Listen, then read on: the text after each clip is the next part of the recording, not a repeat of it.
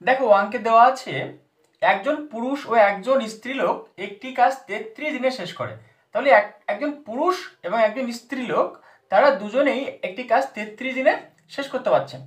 তাদের কাজের দক্ষতার অনুপাত 14:11। তাহলে স্ত্রীলোক একা সেই কাজটি কত দিনে শেষ করবে? তাহলে এই অঙ্কটা আমরা কিভাবে করব? দেখো তাদের এই পুরুষের কর্মদক্ষতা 14 এবং স্ত্রীর কর্মদক্ষতা বলা হয়েছে 11। তাহলে আমাদের উত্তর বের করতে হবে স্ত্রীলোক একা এই কাজটি কতদিনে শেষ করতে পারবে, তাই তো? তাহলে আমাদের দুজনের কর্মদক্ষতা কত না 14:11। তাহলে আমরা লিখবো না যে দুজনের দুজনের মোট কর্ম দক্ষতা, তাহলে দুজনের মোট কর্মদক্ষতা কত লিখবো? 14+11, তাহলে কত হবে? 25। তাহলে দুজনের মোট কর্মদক্ষতা কিন্তু 25। তাহলে যেহেতু আমাদের স্ত্রীলোকের কর্মদক্ষতা কতদিনে কাজটি করবে বের করতে চেয়েছে, তাহলে আমরা স্ত্রীলোকের সেই কর্মদক্ষতার অংশটা বের করে নেব। তাহলে আমরা লিখব কি?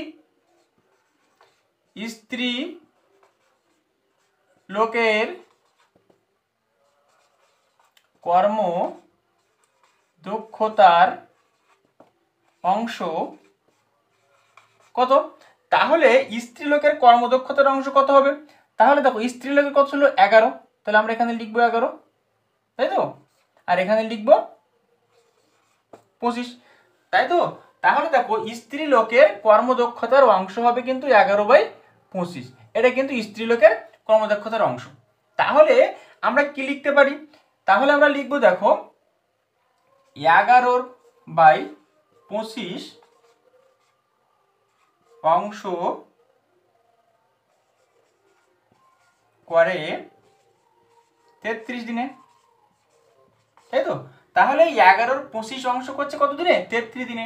তাহলে এক অংশ করতে গেলে কি হবে? এক অংশ করতে গেলে কম হবে। কম হলে কি হলে আমরা ভাগের সম্পর্কে লিখে দেবো। এটা দেখো 11/25, তাহলে 33/11/25 আমরা এইভাবে লিখবো।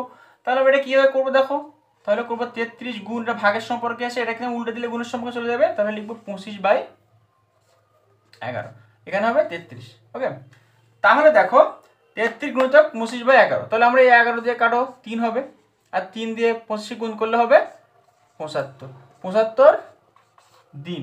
তাহলে দেখো এই স্ত্রীলোক কিন্তু একা 75 দিনে কাজটি শেষ করতে পারবে।